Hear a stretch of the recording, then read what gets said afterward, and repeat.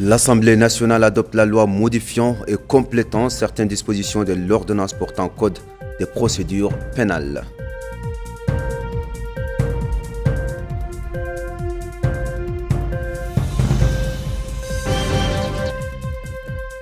Le ministre de la Formation professionnelle, de l'Artisanat et des Métiers s'informe sur les conditions du déroulement des examens au niveau de certains centres d'enseignement technique à Nouakchott.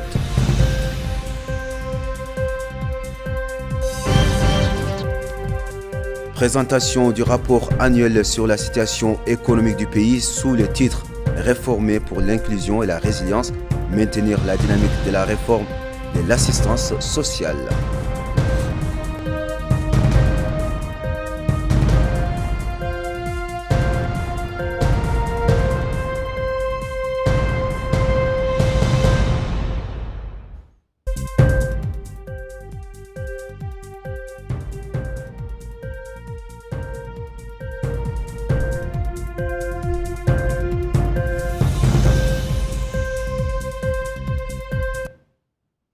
Mesdames et messieurs, bonsoir, bienvenue et merci de vous joindre à nous aujourd'hui. Alors, nous commençons cette édition par le retour du président de la République, M. Mohamed Cheikh El Ghazouani, qui a regagné Nouakchott jeudi soir après avoir participé au 4e forum du Fonds de l'OPEP pour le développement international tenu dans la capitale autrichienne Vienne en tant qu'invité d'honneur de cet important forum international organisé sous le thème « Transformer notre avenir ». À son arrivée à l'aéroport international de Nouakchott, son Excellence, le président de la République, a été accueilli par le Premier ministre Mokhtar Ould Diaye, le ministre secrétaire général de la présidence de la République, Moulay Ould Mohamed Laqaf, les ministres conseillers de la présidence de la République, Mohamed Ould Abdullahi Ould Othman et Madame Aïssata Bayaya, les ministres de la Justice, M. Mohamed Mahmoud Ould Cheikh Abdullah Ben Boya, le ministre de la Défense et des Affaires des retraités, des enfants, des martyrs, Hanana Ould Sidi, le ministre de l'Intérieur, de la promotion, de la décentralisation et du développement local, Mohamed Ahmed Ould Mohamed Lemine, et le chef d'état-major de la présidence de la République. Son Excellence, le président de la République, était accompagné d'une délégation composée de son Excellence, Monsieur le ministre chargé du cabinet de la présidence de la République, Nani Ould Chourouka, le ministre de l'économie et des finances, Sid Ahmed Ould Bou, la ministre de l'hydraulique et de l'assainissement, Madame Amal Mint Mouloud, et le directeur général du protocole d'État, M. El Hassan Ould Ahmed. À la une de l'actualité de ce jeudi, l'adoption de l'Assemblée de la loi modifiant et complétant certaines dispositions de l'ordonnance portant code de procédure pénale. Dans sa défense de cette loi, le ministre de la Justice a indiqué que le projet de loi actuel s'inscrit dans le cadre des réformes globales initiées par le ministère dans le cadre de la mise en œuvre des réalisations de la Charte nationale pour la réforme et le développement de la justice, visant à réorganiser les casiers judiciaires à l'adoption de la numérisation. Rahmaba. Lors d'une séance plénière tenue jeudi sous la présidence d'Ahmedou Mohamed Mahfouz Mballa, deuxième vice-président de l'Assemblée nationale, les députés ont adopté une nouvelle loi modifiant certaines dispositions du Code de procédure pénale. Cette réforme touche l'ordonnance numéro 036-2007 du 17 avril 2007, déjà amendée par les lois numéro 035-2010 et numéro 033-2020. Présentant le texte, le ministre de la Justice, Mohamed Mahmoud Ould Cheikh Abdullah Ben Boya, a précisé que ce projet s'inscrit dans le cadre des efforts de modernisation du système judiciaire. Il répond aux objectifs fixés par la Charte nationale pour la réforme et le développement de la justice. Le ministre a souligné que la réforme vise notamment à restructurer le casier judiciaire et à introduire la numérisation dans les procédures pénales afin de gagner en efficacité, en rapidité et en fiabilité tout en assurant une meilleure sécurité des données. Le texte de loi vise également à éviter d'éventuels conflits juridiques avec d'autres textes en vigueur, notamment ceux portant sur le statut des forces de police, l'état civil ou encore la signature électronique. Parmi les changements concrets, les articles 19 et 23 ont été revus pour se conformer aux nouvelles exigences juridiques, tandis que le chapitre 8 du Code, consacré au casier judiciaire, articles 684 à 694, est abrogé et remplacé par une nouvelle version plus adaptée aux réalités actuelles. Le ministre a par ailleurs assuré que la numérisation de l'ensemble des procédures pénales est en cours, tout comme l'archivage numérique des anciennes décisions judiciaires. Lors du débat, plusieurs députés ont salué cette avancée législative, mettant en avant les bénéfices attendus pour le fonctionnement de la justice. Toutefois, certains se sont interrogés sur la portée limitée du texte, estimant que d'autres aspects importants du Code de procédure pénale, notamment ceux relatifs à la garde à vue et à la détention provisoire, mériteraient également une révision en profondeur. Je vous l'annonçais dans le titre, le ministre de la formation professionnelle, de l'artisanat et des métiers a pris ce matin les poules des examens dans les établissements d'enseignement technique et de formation professionnelle de Riyad et d'Iksar. Mohamed Melanin Ouleyi s'est enquis du déroulement des examens qui ont débuté au niveau des 20 centres à travers les pays. Les détails avec Fatima Tade. L'objectif de cette visite est de s'assurer du bon déroulement des examens nationaux de formation professionnelle lancés cette semaine. Accompagné d'une délégation, le ministre a parcouru les différents départements et ateliers, échangeant avec les encadrants, observant les candidats et saluant les conditions d'organisation. L'occasion pour le ministre d'exprimer ses satisfactions sur les mesures mises en place pour garantir le sérieux et la régularité à des épreuves. Il a rappelé que ces avancées s'inscrivent dans la dynamique impulsée par le programme du président de la République, Mohamed Cheikh El Ghazouani. Avant de saluer les efforts de l'encadrement et féliciter les stagiaires pour leur parcours, leur souhaitant pleine réussite. Il est à noter que cette année, ce sont 3676 stagiaires qui participent à ces examens, répartis dans 20 centres à travers le pays, et des épreuves réservées aux étudiants en 10e année de formation. Il faut dire que cette stratégie vise à renforcer la capacité d'accueil et à élever le niveau de la formation professionnelle, tant sur le plan quantitatif que qualitatif. Cette tournée s'est déroulée en présence des autorités administratives locales et de plusieurs cadres du département. L'actualité est marquée par ailleurs ce jeudi à Nouakchott par l'ouverture des travaux de la réunion consacrée à la présentation du rapport annuel produit par la Banque mondiale sur la situation économique de notre pays. Les participants à cette réunion ont échangé sur les conclusions du rapport qui renferme deux parties principales au regard du représentant résident de la Banque mondiale relative à la performance économique de 2024 et l'assistance sociale en Mauritanie et son rôle dans la réduction de la pauvreté et des inégalités. De nombreuses personnalités nationales et internationales ont assisté ce matin à l'Académie diplomatique de Nouakchott à la présentation du rapport annuel de la Banque mondiale sur la situation économique de la Mauritanie.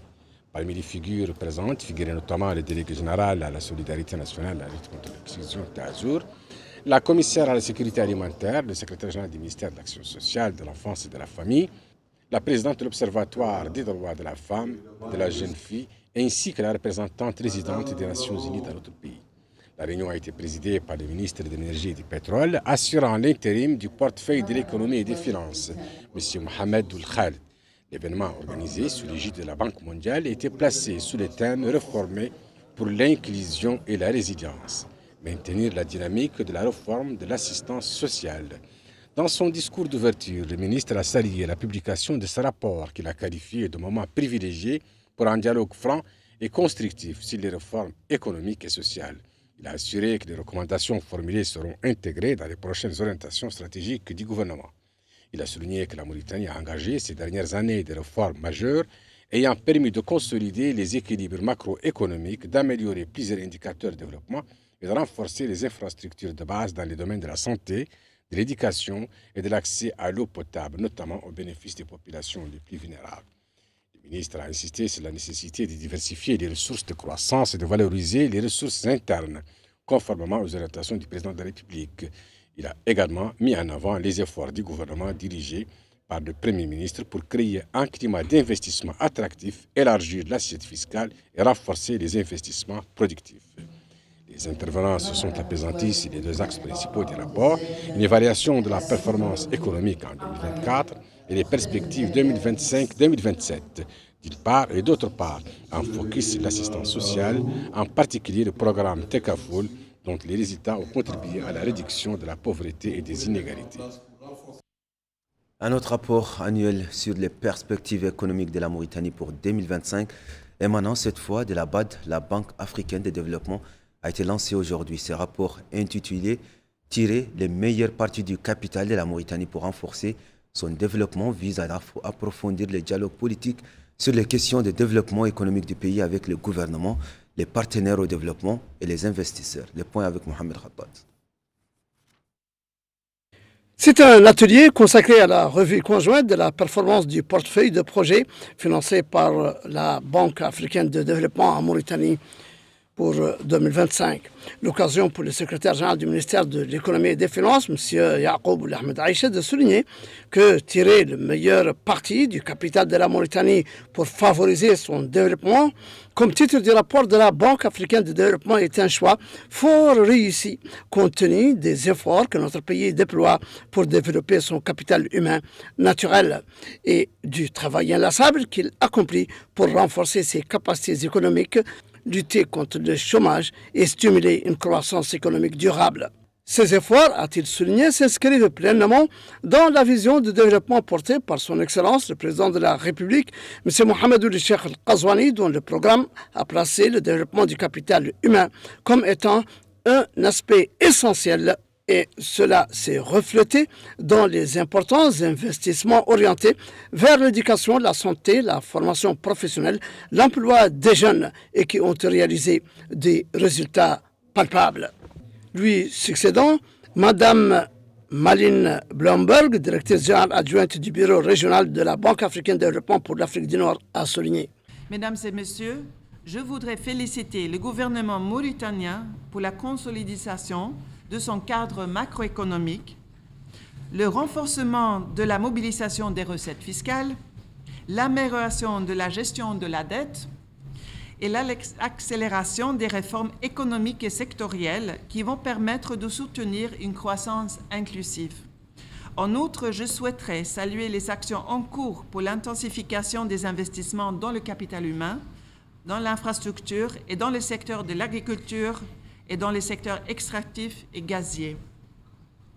Permettez-moi également de réitérer l'engagement du groupe de la Banque africaine de développement, votre banque, à poursuivre et renforcer son soutien à la réalisation des grandes ambitions et priorités du gouvernement. Il faut noter que la présente revue vise à renforcer la qualité des performances, à affiner les stratégies d'intervention et les dispositifs de suivi. Les échanges de cet atelier devant contribuer à l'atteinte de tels objectifs. Et au siège du ministère délégué auprès du ministre de l'économie et des finances, chargé du budget, on a célébré aujourd'hui les fonctionnaires du département bénéficiaires de bourses pour des formations académiques en France. Maïmouna Lou. Améliorer le recouvrement, les dépenses et la restitution de comptes, mettre en valeur les compétences acquises à l'étranger, favoriser la diffusion des bonnes pratiques au sein de l'administration et renforcer la stratégie de formation adoptée par le ministère. Tel est l'objectif de cette cérémonie en l'honneur des fonctionnaires du ministère délégués auprès du ministre de l'économie et des finances chargé du budget qui ont bénéficié de bourses pour une formation académique dans des écoles de finances publiques en France. Dans son allocution, le directeur de cabinet du ministre délégué auprès du ministre de l'économie et des finances chargé du budget a mis en exergue l'engagement des partenaires et l'importance de cette formation. Je tiens à saluer l'engagement sincère et constant de nos partenaires techniques et financiers, au premier rang desquels la Direction générale du Trésor français, Expertise France et les services de coopération et de l'action culturelle, leur appui technique, pédagogique et financier au projet d'appui à la formation professionnelle aux finances publiques PDFP, constitue un levier essentiel dans la mise en œuvre de nos réformes de finances publiques. Chers lauréats, votre réussite au concours rigoureux de l'École nationale des finances publiques et de l'École nationale des douanes témoigne de votre mérite, de votre engagement, de votre attachement au service public. Vous incarnez les valeurs que nous défendons, compétence, transparence et intégrité, conformément à l'esprit de la LOLF qui place la performance au cœur de l'action publique. De son côté, le conseiller pour la coopération et l'action culturelle à l'ambassade de France à Nouakchott s'est adressé aux récipiendaires. Chers lauréats, vous revenez avec bien plus que des compétences techniques. Vous apportez une nouvelle culture professionnelle enrichie par l'ouverture internationale. Vous êtes aujourd'hui les visages d'une administration tournée vers l'avenir, porteuse d'excellence et d'innovation. Votre mission désormais est double. Mettre en pratique Ces acquis pour améliorer les procédures budgétaires, fiscales, les procédures de contrôle, de reddition des comptes, mais aussi transmettre vos savoirs en devenant à votre tour des formateurs internes, conformément à la stratégie nationale de réforme des finances publiques. Les fonctionnaires bénéficiaires de ces bourses ont été honorés suite à leur succès au concours organisé par les années 2023, 2024 et 2025. La ministre des Affaires sociales, de l'Enfance et de la Famille a donné aujourd'hui à Nouakchott le coup d'envoi d'une formation destinée au personnel éducatif dans le cadre de la deuxième phase du projet d'appui au secteur de l'éducation de base soutenu par la Banque mondiale. La formation vise à renforcer les compétences du personnel éducatif et de formation des institutions qui éduquent les enfants handicapés. Retour à Mohamed Rabat. Il s'agit d'une session de formation du personnel éducatif pour l'enseignement des enfants handicapés, notamment en langage des signes et l'écriture braille, l'autisme et le syndrome de Down ou trisomie 21. Supervisant le lancement de l'atelier, la ministre de l'Action sociale, de l'Enfance et de la Famille, Mme Savia Mteta, a souligné que cette session s'inscrit dans le cadre des efforts déployés par le département pour renforcer les capacités des équipes pédagogiques dans les établissements d'enseignement des enfants vivant avec un handicap et qu'elle touche 147 participants et participantes, englobant les enseignants, les formateurs, les monitrices et les organisations de la société civile actives dans le domaine de cette éducation spécialisée. Un public varié, a-t-elle dit, avant d'adresser une invitation directe aux bénéficiaires de cet atelier à saisir l'opportunité pour tirer le meilleur de la session et en partager les connaissances acquises dans leurs établissements et leur entourage pour consolider la qualité des enseignements et services dispensés à nos enfants handicapés. Pour sa part, le président de la Fédération mauritanienne des associations nationales des personnes handicapées, M. Lahbous Oul'Eid, a remercié le ministère pour ses efforts continus au service des personnes aux besoins spécifiques, notant que cette formation aura un impact positif, notamment sur l'insertion et l'émancipation des droits des personnes handicapées, sachant que tout passe par l'éducation et la formation.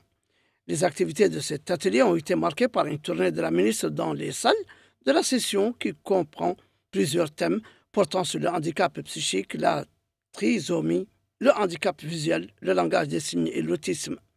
De même qu'elle a pris connaissance des cours dispensés, autant théoriques que pratiques, pour faciliter la vie des enfants handicapés.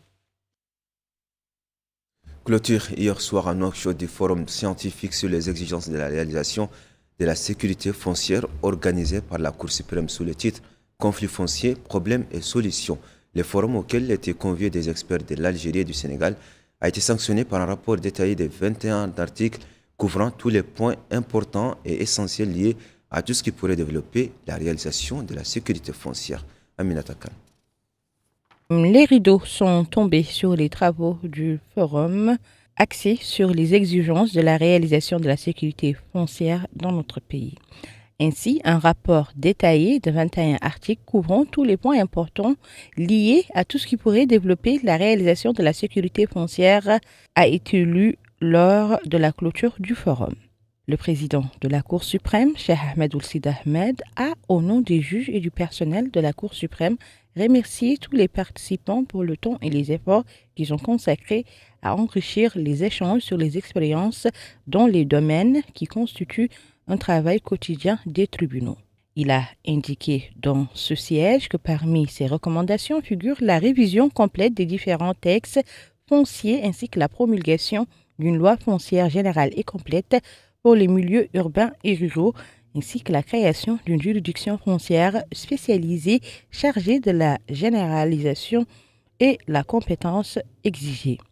La formation spécialisée des juges en matière foncière avec l'adoption de l'expérience comme seul critère d'attribution, la révision de la loi sur les notaires et du Code civil, ainsi que toutes les lois spéciales dans leurs aspects liés à l'immobilier, la suppression de tous les obstacles qui empêchent une coordination étroite entre les tribunaux d'une part et les ministères des domaines et de l'habitat d'autre part.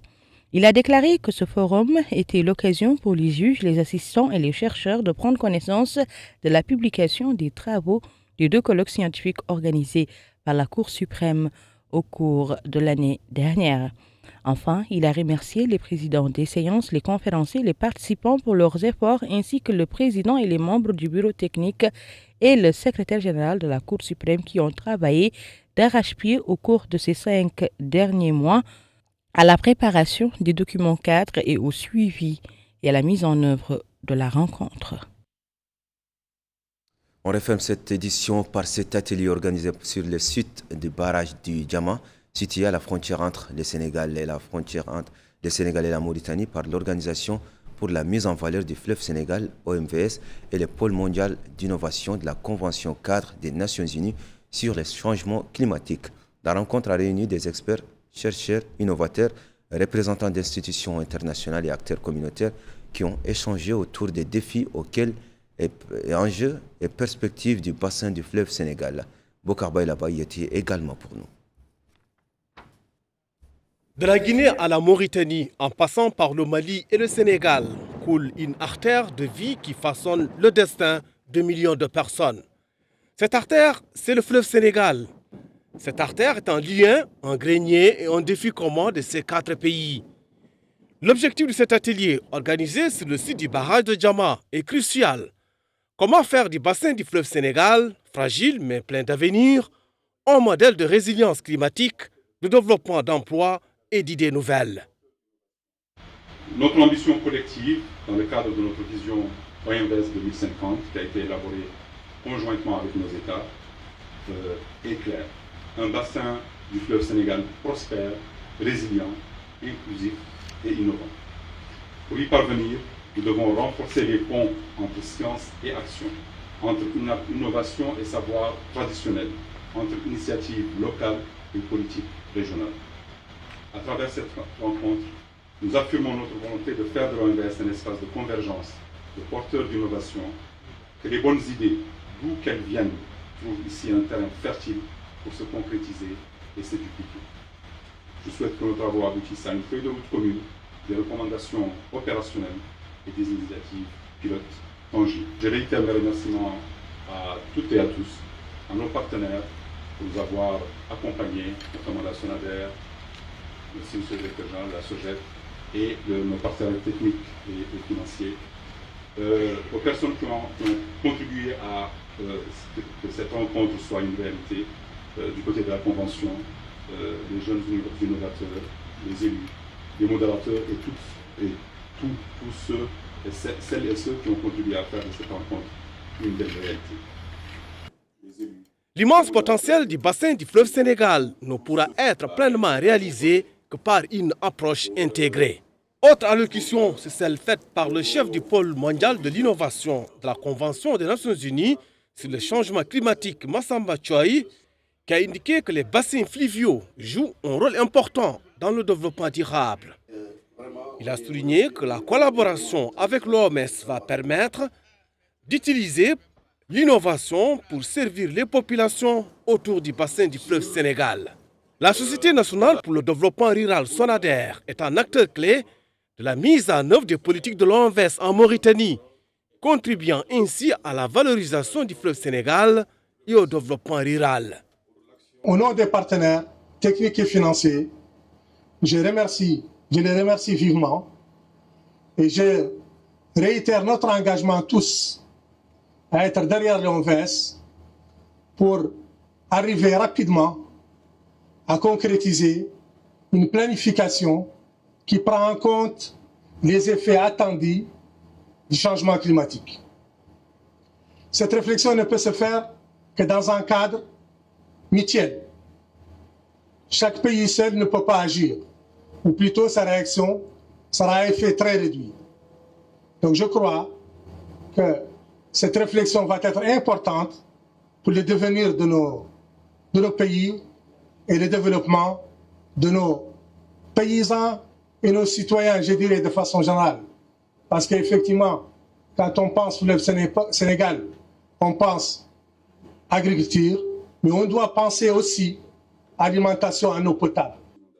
Dans une salle remplie, des experts, chercheurs, innovateurs, représentants d'institutions internationales et acteurs communautaires se sont constitués en panel, dont l'un a été présidé par le directeur général de la SONADER, concernant la résilience climatique. Les autres thématiques ont tourné autour de la gestion durable des ressources, l'innovation technologique et sociale, les dynamiques socio-culturelles et les mécanismes de financement climatique. Revenant sur les raisons de cet atelier, le haut-commissaire de l'OMVS a souligné lors d'une conférence de presse que l'OMVS est reconnu comme un modèle international de gestion intégrée. Pourquoi cet atelier? Bien sûr, l'OMVS est reconnu comme un modèle internationalement connu de gestion intégrée, avec ses ouvrages, avec ses projets, le barrage de Manantali, l'énergie produite, les projets d'adduction en eau potable.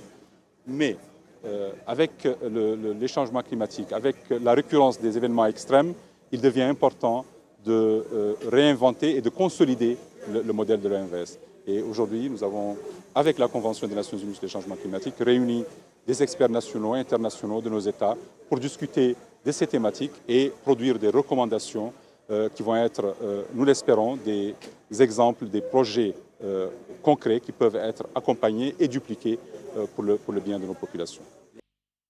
Cette journée d'ouverture a planté le décor d'un atelier qui se veut résolument tourné vers l'action. L'heure n'est plus au diagnostic mais à la prescription. L'ambition affichée est immense, faire du bassin du fleuve Sénégal un modèle de développement et de coopération régionale avec des projets innovants. Bokar Baylaba depuis le barrage de Diamant pour la télévision Al-Mauritania. C'est ainsi que prend fin cette édition. À présent, les rappels des principaux titres. L'Assemblée nationale adopte la loi modifiant et complétant certaines dispositions de l'ordonnance portant code des procédures pénales.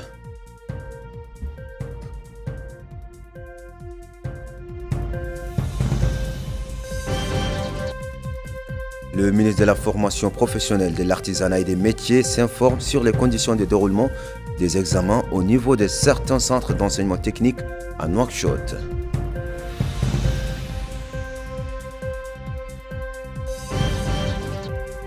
Présentation du rapport annuel sur la situation économique du pays sous le titre Réformer pour l'inclusion et la résilience, maintenir la dynamique de la réforme de l'assistance sociale.